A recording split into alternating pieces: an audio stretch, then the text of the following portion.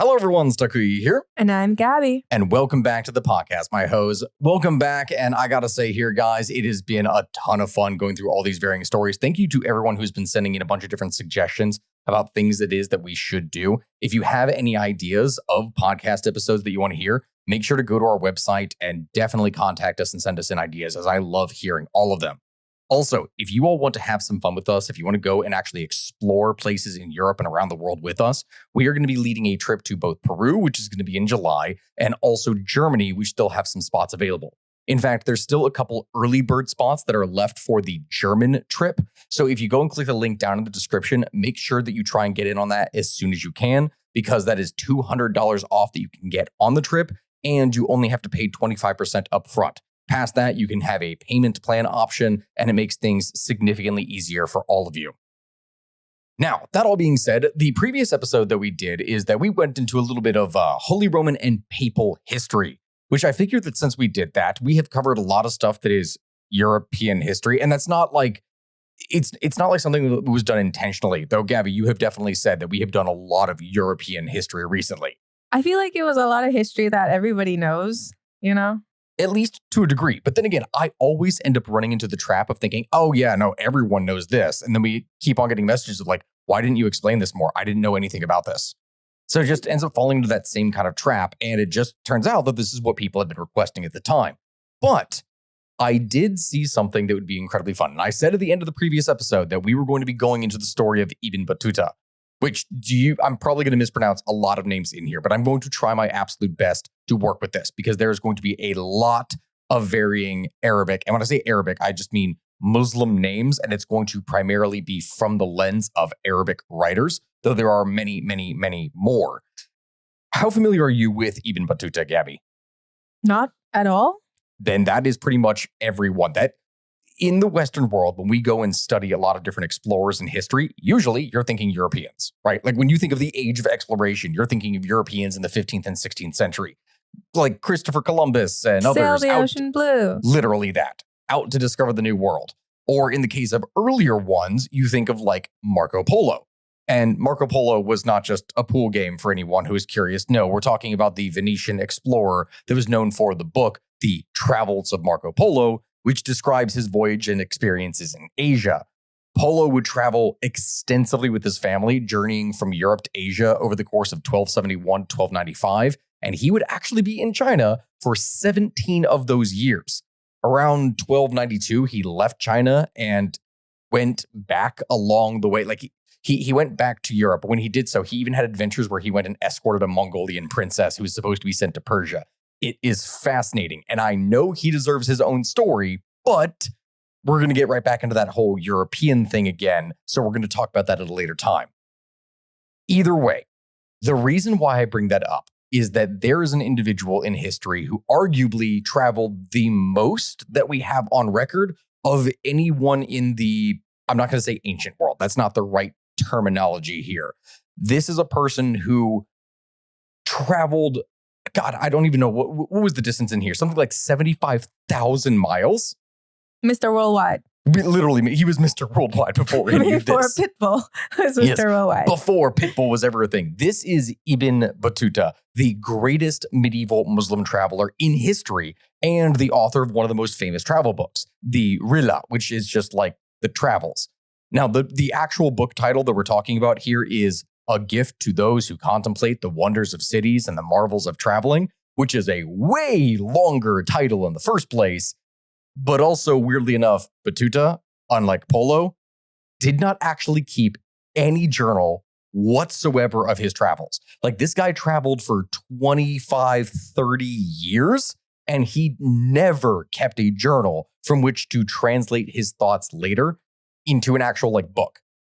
He literally went back home and then composed his Rihla from memory. And this was then written down and embellished upon by another Islamic scholar, Juzay al-Kalbi. And this would occur between the year 1352 to 1355. So everything that we're going to hear here at this point, just note, some things need to be taken with a grain of salt, as this is literally from the memory of a person who is doing so 30 years later. And on top of that, it is being embellished upon by another person. Things could be wrong due to mistranslation. It could also be wrong due to not remembering something. There's just going to be a lot of stuff that is going to be happening. But either way, still, the great work that we're talking about is something that covers hugely extensive travels, something over the course of like 75,000 miles, or for those who use the metric system, 120,000 kilometers. We're talking about a trip that was going to go through almost every single Muslim country, though I guess country is the wrong word to use here in this regard, but Muslim land going all the way into China and even Sumatra, which is now part of modern-day Indonesia. He was going to see things that very few people ever in history got to see. Even fewer got to see multiple of these things. And he is one of the very, very, very few sources that we have of some of these places to actually be able to understand what they were like. Question, was he super rich? No, actually, interestingly enough. He did come from a wealthy-ish, or at least influential family, but simultaneously he had to earn his living as he was traveling. And I'm going to explain that here in a second.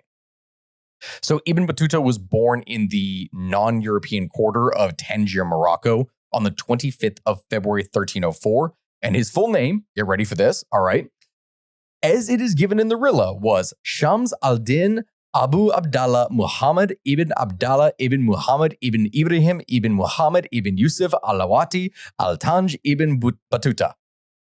I love it. Yeah, dear Lord, that is a name. I love it.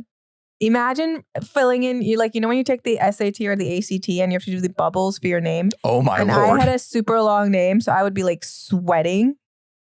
Imagine doing that with that name. Yeah, exactly. Now, for anyone who is not aware of this, in Arabic, Ibn in his name means son of in Arabic. So even within his lineage, there were quite a lot of Muhammads in his lineage, which, to be fair, that is quite literally something that is the most common name in the world. So you're going to see a lot of that. So all we know of his family specifically comes from the Rilla, which records references to his education and also his lineage. That's it. That's all that we have from this. What we know of him is that he seems to have gone by the name Shams al-Din, but we're just going to call him Battuta, since that's what most people know him as, is Ibn Battuta. He came from a very educated background, a family of qadis, which is like Islamic judges, and he was extremely dedicated and devoted to Islam, which he studied extensively over the course of his entire life. And before we explain that and get into the story, you were asking if he came from a wealthy family. Were judges wealthy? I mean, if they took bribes, I'm sure they could be. Okay, yeah, fair, yes. But this is a crucial detail that I think needs to be explained because many people listening won't understand the details of varying different religions. Like most people who are listening to this probably know more about Christianity than they do from Islam.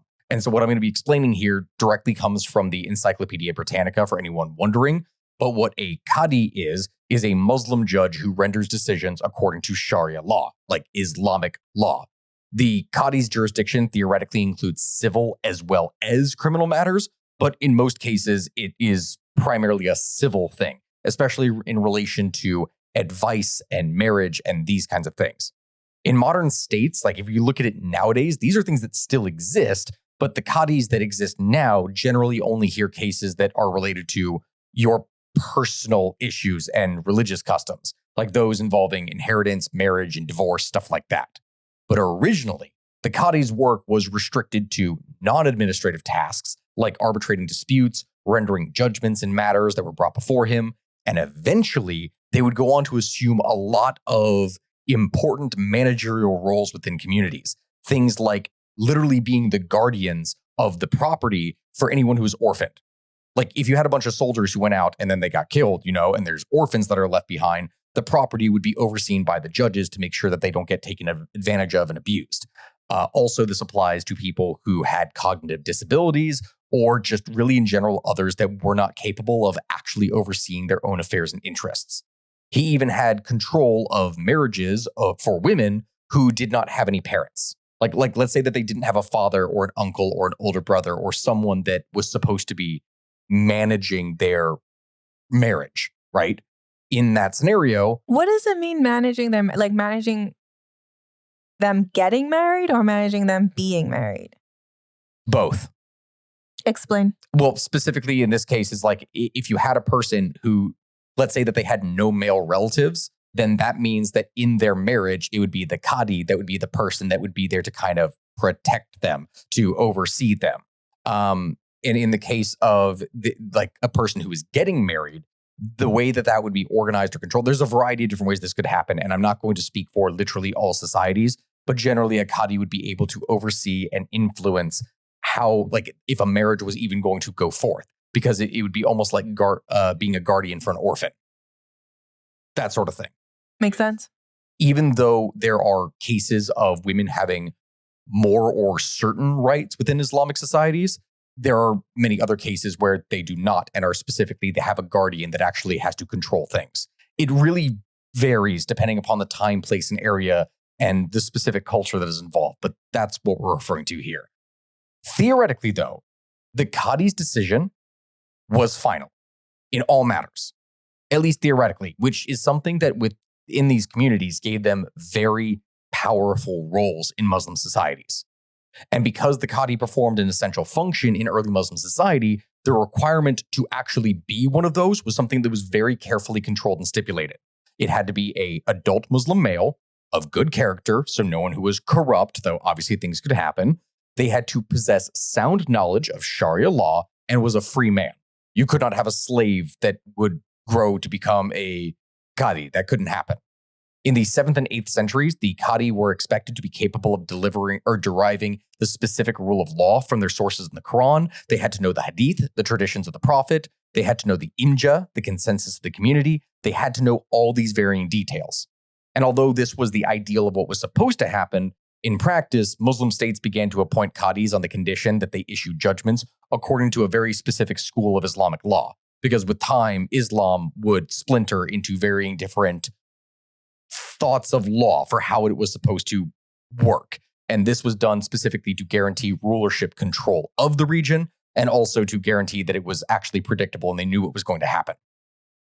Anyway, the reason why I'm explaining all this, the reason why I'm having to establish what a qadi is that this is what Battuta was.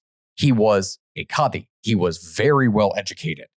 And oh my God, did he know this well, and he understood Islam.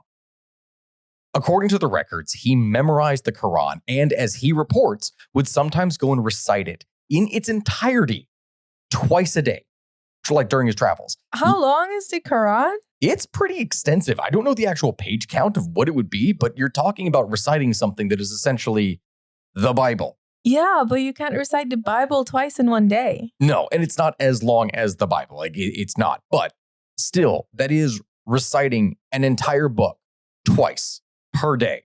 And that's just what he would do because he knew it by heart orally.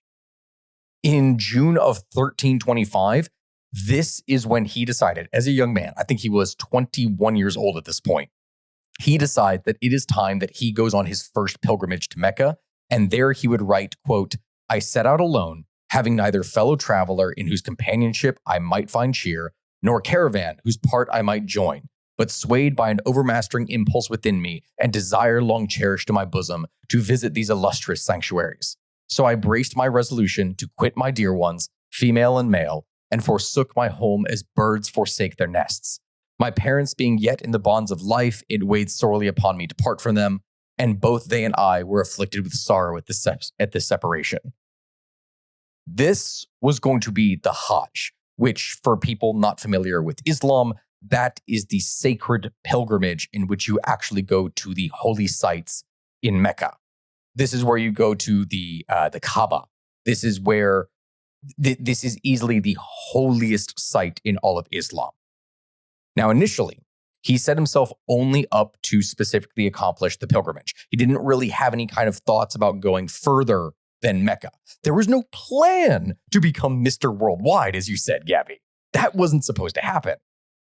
And from there, he would travel across North Africa to Tunis, where upon entering the city, he would record how he felt incredibly lonely and homesick. As he would say, townsfolk would come forward on all sides and greet and question one another, but not a soul said a word in greeting to me, since there was none of them that I knew. I felt so sad at heart on account of my loneliness that I could not restrain the tears that started to my eyes and wept bitterly. And I mean, come on.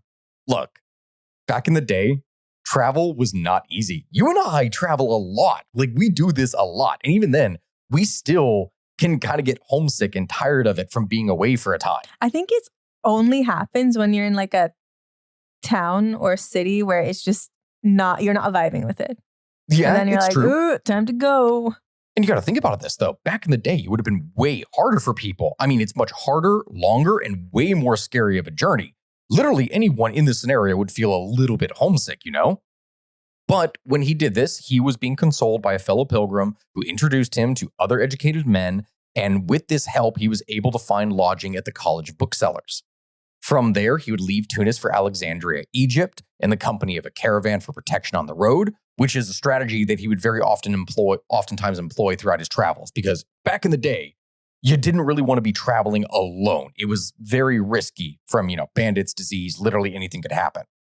And in Alexandria, he would meet a very devout mystic by the name of Burham al-Din, who, according to a story, would prophesize that he would visit Sindh, which is in Pakistan. He would visit India and China, and there he would enjoy the hospitality of al-Din's 3 brothers who lived in those regions. So kind of a bit of prediction or foreshadowing to come. Do we know that actually happened? No, but that is the story that he would say. Later on, while he was in Alexandria, while staying with the Sheikh al-Mashidi, Ibn Battuta would have a dream, apparently, in which he was carried by a great bird to Mecca, but then beyond to lands that he never thought to see. The Sheikh would go and interpret his dream for him as being a sign that he would reach Mecca, but his travels were going to take him way further than that. And these experiences that he would have in Alexandria would cause him to rethink his original plan. Was he really going to just return home after the pilgrimage? No, instead he was thinking what would happen if he would travel.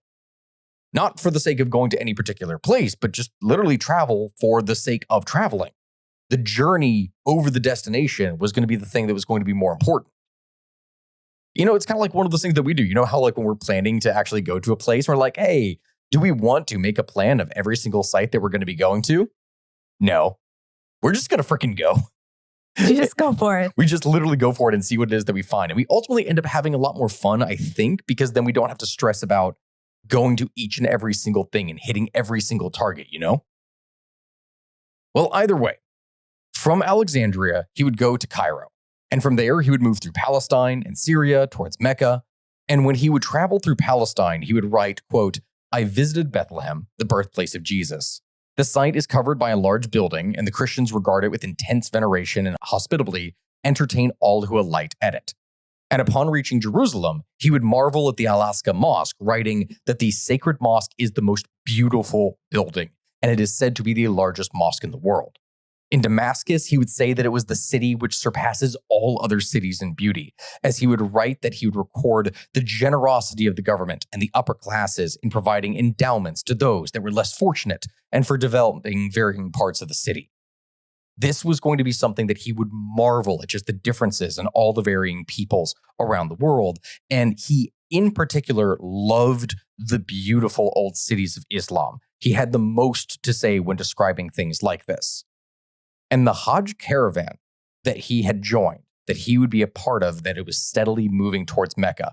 With time, it would grow and grow and grow. This is something that as people would move towards it, you would naturally want to gravitate towards a caravan like this. And this would be all for safety, for your own kind of security. And the one that he was a part of was likely composed of several thousand people. That is really extensive, especially considering back in the day. And every person that participates in a caravan like this, they're responsible for themselves. They need to make sure that if they are going to be riding an animal, that is their own, that they have secured that. They need to have their own supplies. They need to have money to pay for all the varying different expenses that are going to come up.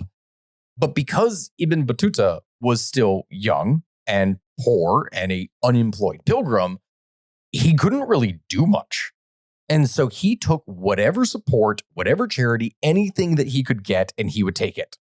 Per his words, he managed to make friends with a law professor who would, quote, hire camels for me and gave me traveling provisions and money in addition, saying to me that it will come in useful for anything of importance that you may need of, may God reward. And from there, he was actually able to begin his Hajj. I want to go on a journey with a camel. Dude, maybe like a short camels one. are mean though. A light 10 miles. Can a camel? Yeah, I'm sure they can do a light 10 miles. Yeah, I'm they not that can. heavy. They definitely can. Camels are creatures of endurance rather than speed. They can go on and walk much greater distances than horses can. Are elephants the ones where they get back problems from being ridden? They do, yes. Elephant spines were not designed in order to be able to accommodate saddles and things like that. So they... Also, this has been a PSA to anyone who I see on an elephant. Don't do that. It's mean. They're nice. Don't do that. Like, it's one of those things where you would see these constructions of like war platforms that would go on their back. And the only reason the elephants are able to actually sustain those during times of war is because they were designed in such a way to redistribute the weight as much as possible. There were these scenarios of, and I'm this is going to sound bad when I say this, American tourists and others that would go to places like in Thailand and others where you can go and ride elephants. And the tourists of these were much larger, we should say, than the average person. The reality of it is that when you put a person that weighs 2.5 to 3 times as much as the average person on the back of an elephant, this is something that can actually like hurt them. Also, when you see like 3 people on one. Yes, like, that is not something that you should be doing. No, absolutely not. But at least in this scenario with the camels, Ibn Battuta was able to actually begin his Hajj. So it was something that was helpful for him. And when this would happen, there wasn't going to be any kind of serious incidents. Nothing would happen. The caravan would end up arriving at Medina, which is the city of the apostle of God from this. This would be the place where like Muhammad and a small group of followers had retreated from Mecca when it had been hostile to him. And his flight to Medina, which is the Hijra, this would mark the beginning of the Muslim calendar. When the Prophet had died back in 632, his grave in Medina became the site of pilgrimage that is the second holiest site in Islam. It is second only to the Kaaba itself in Mecca. So it's extremely important, which is why they talk about in Islam the twin cities of Mecca and Medina. So then traveling for several more days and visiting more holy sites, they finally came close to Mecca. And when he arrives there, he performs the rituals that are necessary for every Muslim to do, dressed in the simple white Iram cloth that he had worn since he left Medina. And first he went to the Kaaba, the holy shrine that is shaped like a giant cube. And there he would describe the standing at Arafat, which is an essential part of the Hajj. What would happen during this event is that on the 9th day of the month of the Hajj, pilgrims would go to the plain called the Arafat, which was 12 miles east of Mecca.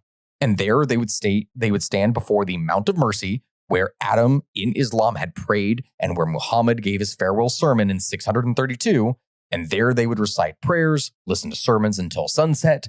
And then on the 10th morning, there is supposed to be a feast, and the pilgrims will pick up a handful of pebbles and cast 7 of them at the western pillar of Mina, just as Abraham threw stones at the devil to suggest that Abraham didn't need to sacrifice his son as God had commanded. Because there's variants to the story depending upon whether you're looking at it from Judaism, Christianity, or Islam. And that is the story as it goes within Islam. Ibn Battuta would stay in Mecca for 3 weeks, and there he would make visits to other sites, he would meet with holy men, and he would study with them. It's at this point that Ibn Battuta had actually graduated from his initial goal. He had achieved the status of al-Hajj, as in one who had been on the Hajj, which was a very important status for a Muslim scholar. It's really an important status for any Muslim, but especially important to a qadi. That was a huge mark of, what's the right word? Piety? I think that would be the right word that I would use here. Like, it was something that was hugely important to status and conviction. The thing is, do you have any idea how long it took for him to reach this point, Gabby? Few years. Actually close. It took him 1.5 years to reach his destination. See, I was going to say a couple, but I was like, ooh, I need to leave it more vague. No, see, literally, it takes a long time to be able to do any of this. And he started from Morocco, meaning he had walked all the way across North Africa, going all the way down from Egypt, down into Arabia, just to get to this point. And he would actually go and make 3 other trips to Mecca in his lifetime. But that wasn't going to happen yet. Rather than return home, he thought about all the things that he had done, all the things that he wanted to do, and instead of simply getting a permanent job, no, he could instead travel. He could continue to find work as a scholar or a judge, something that everyone in the Islamic world needed at random points and was always welcome whenever they would show up. Homesickness was gone, but Battuta had decided that he was going to see the world. So it was then that on November 17th, 1326, Ibn Battuta would leave Mecca and from there join a caravan of pilgrims in an official caravan of the Persian state. There he was treated to a half of a double camel litter by a rich official who was quite impressed with Ibn Battuta's learning and also friendly personality. This was something that was going to become very common for him throughout his travels, is that he always seemed to know how to ingratiate himself into the upper echelons of society and make friends with people, something that would be very important to guaranteeing him safe passage and also for supplying him with any kind of goods, food, and anything else that he needed. They marched at night by torchlight so that, quote, you saw the countryside gleaming with light and darkness turn into radiant day. There was that many people with torches. Wow. The wife of the caliph had paid for the construction of a chain of different watering tanks and wells along the trail in order to keep the caravan safe, and the entire journey from Mecca to Mesopotamia took approximately 44 days, which is a long time, but that was short in comparison to what the initial Hajj had taken. In Al-Najaf, Ibn Battuta would visit a holy site that was important to all Muslims, but especially important to the Shia communities that lived there. Because in Al-Najaf was the mausoleum of Ali, who was the fourth caliph and the successor to Muhammad. This was Muhammad's nephew and son-in-law, and it was here that Ibn Battuta would meet Sufi Muslims for the first time, people who would try to find God through experiences, things like twirling around in a trance, using music, poetry, all kinds of stuff in order to communicate with God. When you say twirling around, like spinning until you're dizzy? Have you heard of the term whirling dervish? No.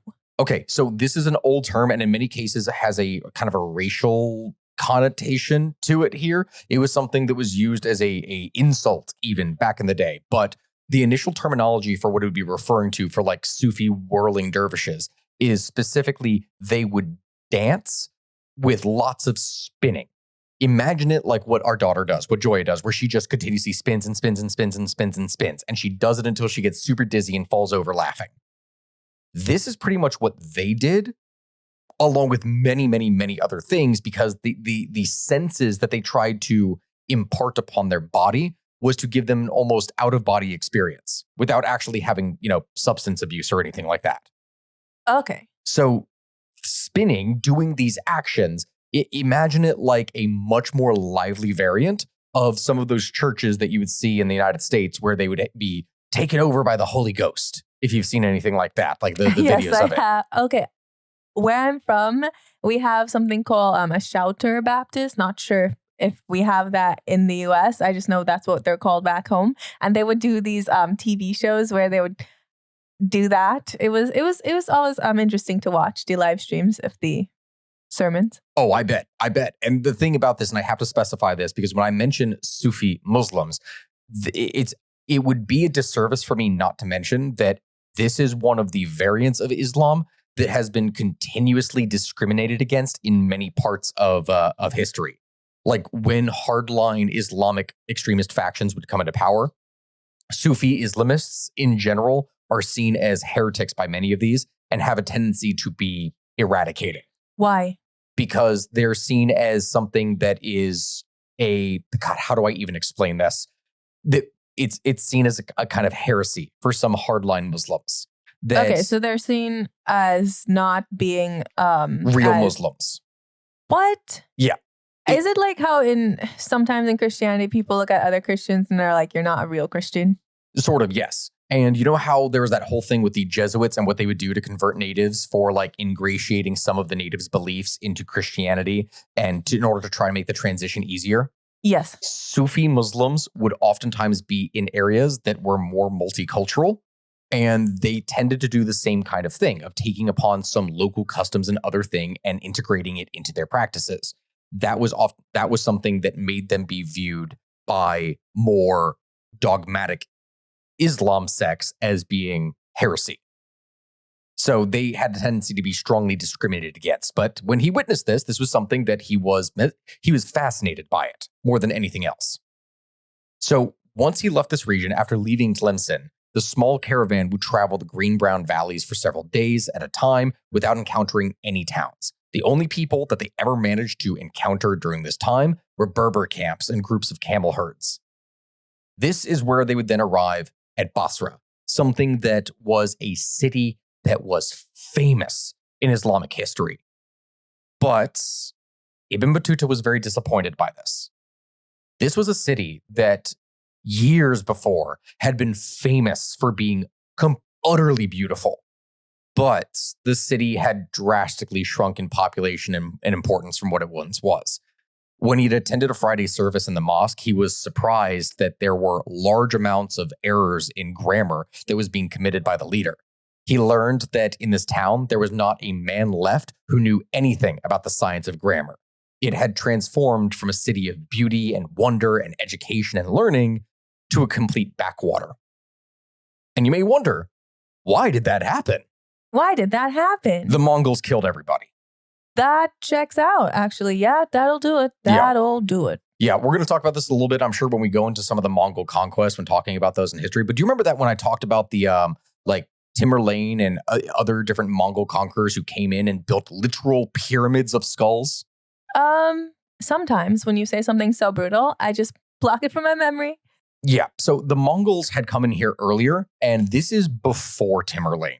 Tamerlane hasn't even happened yet, and the regions in this have been largely depopulated. I think I saw something in here looking at it before, and I cannot remember if I put this in here, but the region around there was estimated 100 years earlier to have a population of about 2.5 million.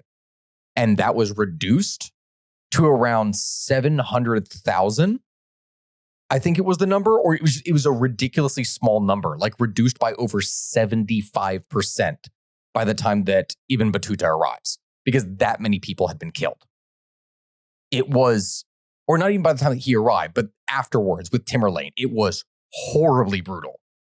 And so he continued on from his journey after being disappointed by the city that still had managed to survive, even if it had shrunk, by taking a small sailboat up the river to the city of Abadan. And along the river, he saw an uninterrupted succession of fruit gardens and overshadowing palm groves both to the right and left, with traders sitting in the shade of the trees, selling bread, fish, dates, milk, and fruit, and it was a luscious and beautiful place. Further on in a marshy area far from civilization, he looked up a famous hermit who seemed so peaceful and happy with his life that for a while, Battuta even thought that his journey was going to end right here, that this was an Islamic scholar that had found it all, that was completely satisfied with life and was a wonderful, knowledgeable person. And he thought this is where he could potentially spend the rest of his life in service to that holy man. But no, next day, he was back on the road heading to Isfahan, the orchard city.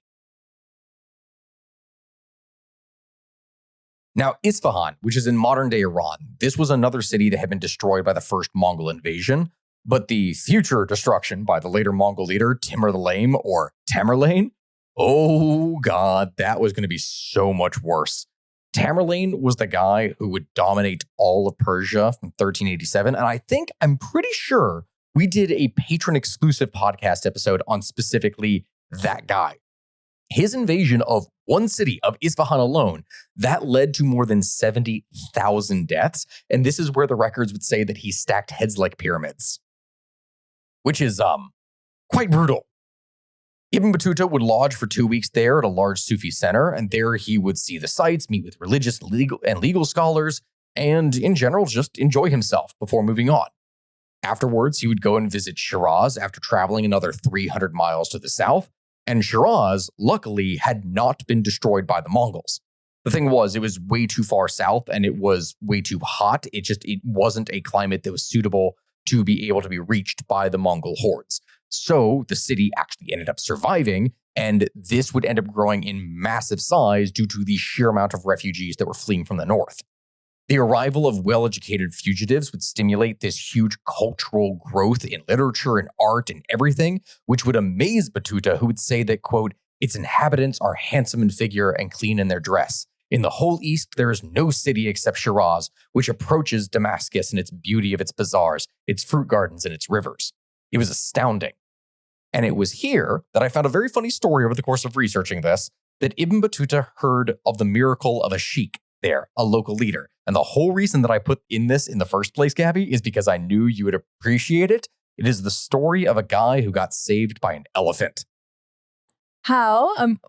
What occurred? So I copied an abridged version of it into here because there's no way I'm going to be able to relate the entire thing. But as the story goes, it is related on one occasion that the sheikh of this region set out for a mountain, accompanied by 30 poor brethren. They became hungry on the way to the mountain and lost their bearings.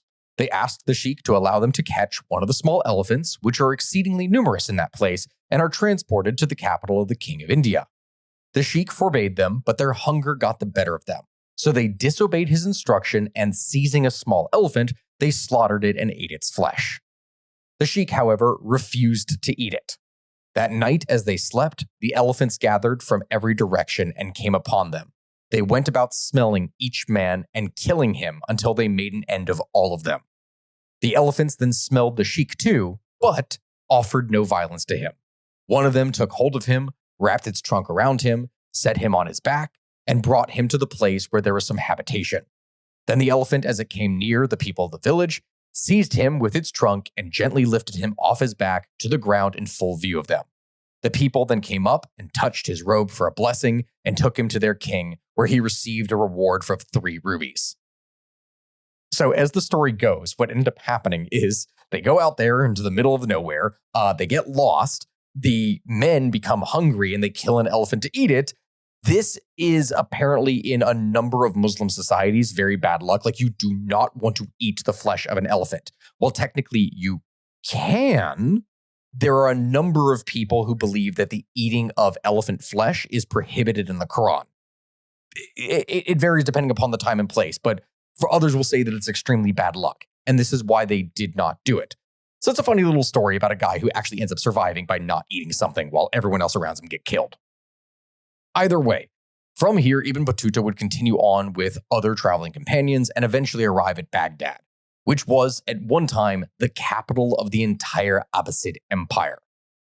The thing is, and this is, I know that we talked about it before when we talked about the Mongol invasions, but Baghdad had been destroyed. There he went to honor its past and walk amongst the ruins. And there he would imagine the ghosts of those who had lived in this once magnificent capital city, which at a time had had a population of around 1 million people. But that was no longer the case. As he would describe it, quote, "Her outward lineaments had departed, and nothing remains of her but the name. There is no beauty in her that arrests the eye, or summons the busy passerby to forget his business and to gaze." Which, I mean, to be fair, it literally wasn't as bad as that. The Mongols had managed to leave many of the public buildings standing and quite a number of people still alive. They did kill a lot of people, but they did actually end up preserving quite a bit of it. In fact, the army that had conquered Baghdad had just finished sacking the place and then immediately afterwards started a restoration program in order to rebuild it. But it didn't matter. The destruction that had been wrought by the Mongol Empire in the first place meant that Baghdad was no longer going to be the most important cultural center in the region. And even though most colleges were in ruins, one college, though, had been built in 1227, 100 years before Ibn Battuta had arrived. And weirdly enough, fun fact, that is still operating to this day. It has been restored and it's still open despite the decades of war and conflict going on in Iraq. So what I'm talking about here is it's just a fun fact for anyone who is curious about this. The and I'm gonna butcher the pronunciation of it. Al-Mustansiriya University. It was founded in Baghdad by Caliph al-Mustantir in 1227, and it is one of the oldest universities in the world, having survived the 1258 Mongol invasion and also when it was bombed back in 2007 by Sunni extremists. So that's a fascinating little story right there. Anyway, in Baghdad, he learned that Abu Sa'id, who was the Khan himself, like the Mongol Muslim ruler, he was staying there. And soon he was going to be leaving to his summer palaces in the Sultaniyya. Ibn Battuta would jump at the chance to try and meet another ruler, and he got himself invited onto the royal caravan. The Ilkhan was about a year younger than him, and he would describe the king as being the most beautiful of God's creatures, which I have to say, from the beginning, is a very interesting way to describe someone. But remember how I said that this guy would constantly ingratiate himself into the upper echelons of different societies? Yeah. This was pretty much a tactic that would be used by any chronicler or writer or anything, is that if you were going to be serving, or rather relying on the patronage of a wealthy client, you wanted to make sure that you are, on their good side. He may have actually been the most beautiful creature, as what Battuta would describe, but we don't really know. We would know that he would admire him as a true Muslim who would write both Arabic and Persian. He could play the lute, he could compose songs and poems, and apparently was a very wise ruler. The Ilkhan was an example of how the Mongol warriors, their descendants, would eventually transition to becoming not Mongols, but becoming basically Persian and becoming Muslim. If the stories are to be believed, he was a fantastic ruler, but this was also not going to last. The entire region at this point in history is very unstable, and the political foundations that he had made over the past 8 years where he had ruled wasn't strong enough to survive when he actually died. So when he did die, his regime and the entire region would collapse into warfare in 1335, and from there, it was not going to be pretty. Ibn Battuta would later be told of the murder of Abu Sa'id by one of his wives, who apparently, Gabby, remember when we talked about the whole thing with you making a video about me and the Ottoman Sultan and a harem and everything like that? Yes. Listen, one of his wives poisoned him.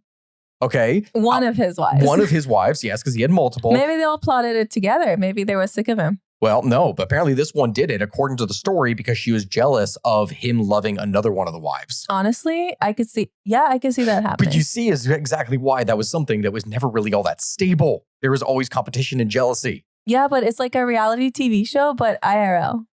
You get to live the drama. Yes,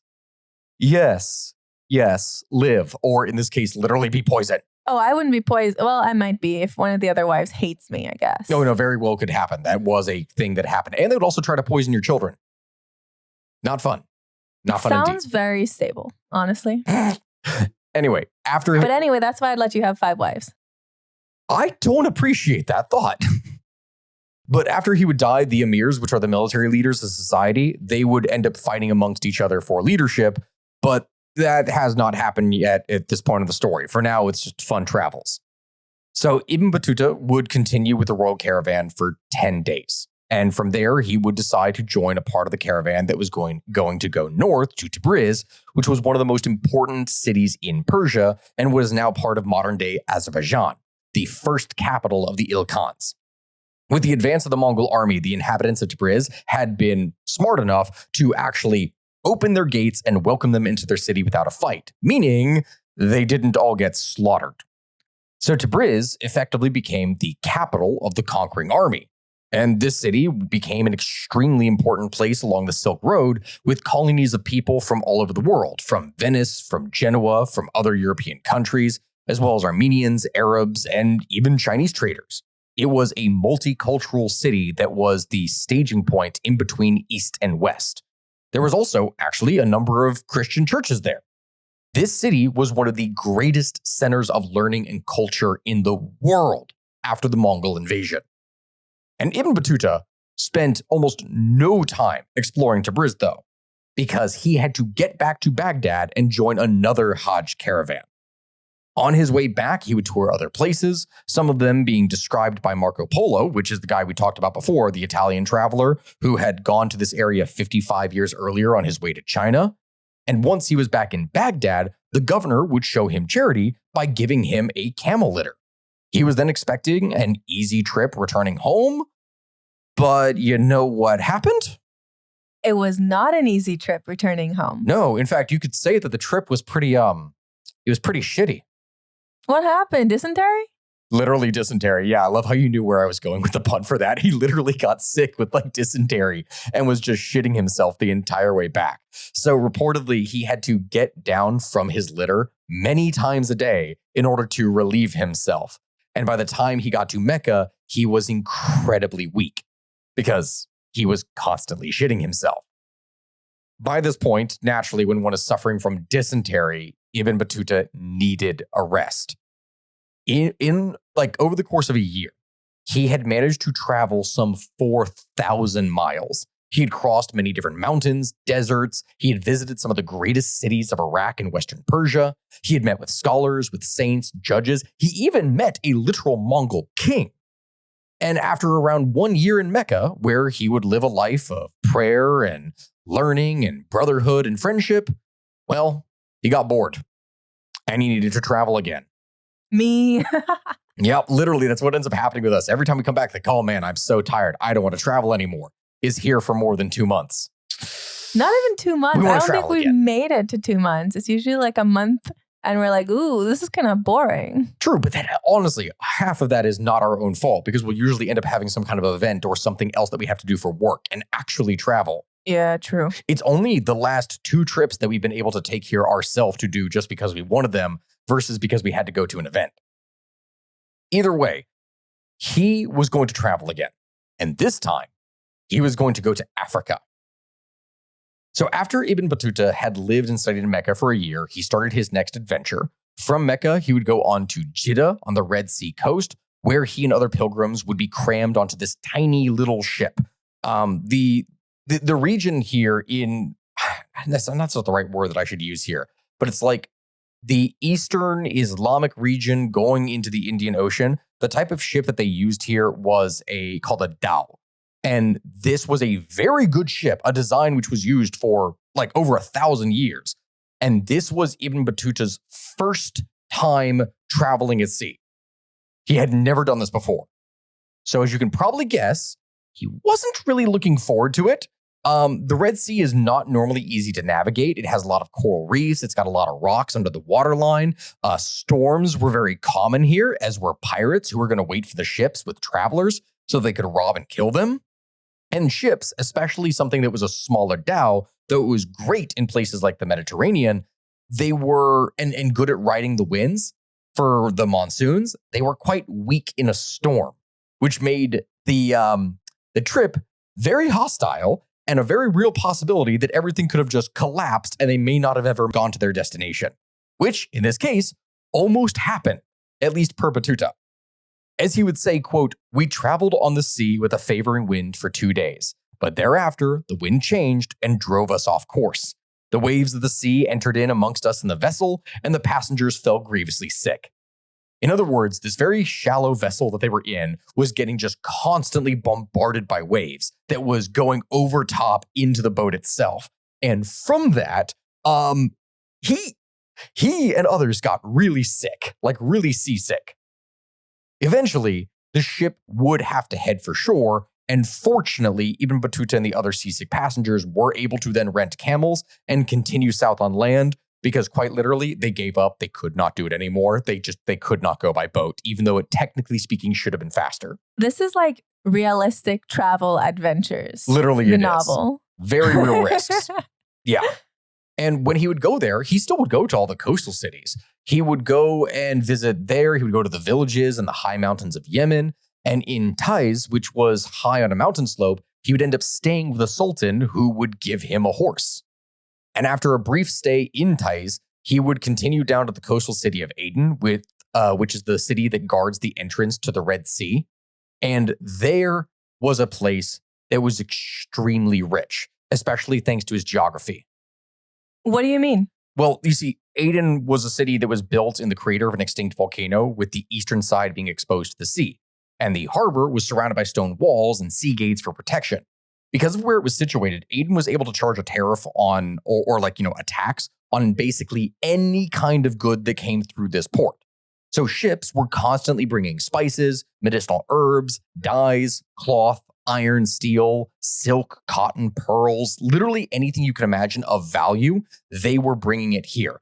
All of this stuff. And because they from where they were situated, they were able to tax everything that was going through it, making it a very fabulously wealthy place to be. In the time that Ibn Battuta lived, Muslim traders had pretty much total control over the western half of the Indian Ocean trading centers. The entire thing was pretty much like a massive Muslim lake around which all these merchants had started businesses, and they could depend upon trade by ship. These communities would develop all over the varying coastal places across India, Africa, etc. And here they would develop places that would be safe harbors to propagate Islam and also make a ton of money. In these places, if you were a person with any kind of real brain, any kind of real education, any kind of thought, you could go here and you could probably live a pretty good life, at least if you were Muslim. Like, the thing is, it didn't really matter at this point for what your racial background was, because these were strong multicultural centers. The one thing that pretty much united all of them was Islam. And this is the network that Ibn Battuta was able to travel. Because the world was not completely Muslim, here it was more of a minority religion that was specifically among traders. He would have a little bit more of a difficult time, but because there were always these isolated spots of Muslims and wherever he went, he would be able to go and actually have some kind of safety net. Now, still, each site, there was going to be someone there, a fellow Muslim, a pilgrim, a scholar, someone he was able to work with. This was part of the International Brotherhood of Islam, and he was going to take advantage of all the charity that could be offered here. From Aden, Ibn Battuta would then decide to have another adventure before settling down to try and have a permanent job, down the coast of East Africa this time. The weather conditions were just right for the trip, and it was very easy to get a dhow sailing south. The trading ships made their way down the east coast of Africa, stopping at towns to trade for goods such as ivory, gold, skin oil, animal skins, slaves, ambergris, perfumes, all the really valuable trade goods. His first stop was a place called Zila, which was a port of the Christian kingdom of Ethiopia, and there it had a large Muslim trading community. The way that he would describe this place, though, was not very kind, as he would say that it was the, quote, dirtiest, most disagreeable, and most stinking town in the world. Oh, tell us how you really feel. Yeah, the whole reason, it wasn't because of necessarily the people who lived there, but rather because of what they did. It was a massive harvesting station for fish, like fisheries were huge there. So they would catch the fish and they would butcher them there. And also they would butcher camels. So the blood of the camels would fill the alleyways, he would say. This meant that the entire place reeked of a fish market and slaughterhouse. So to avoid that smell, he would spend the nights on the ship, even though the water at the time was rough, but he could not deal with the stink of it. He then continued southward, and 15 days later, he would reach Mogadishu, which was the busiest and richest of the East African ports. The Indian Ocean ports had long been active trading centers for the Persian, Arabic, Indian, and European merchants, and these merchants would bring their language, their culture, and their religion to the region. As an example, Ibn Battuta even found that the Sultan of Mogadishu both spoke his native Somali, but also Arabic, which made it a great thing for him to be able to communicate with, and that his chief legal advisor was actually an Egyptian. Multicultural. Literally, that's all of these. Every place that you see along Africa, in these region, in these Islamic trading communities, is that everything are multinational merchant communities. Everything is about foreign trade. So they were diverse. We're just going to say they were very diverse.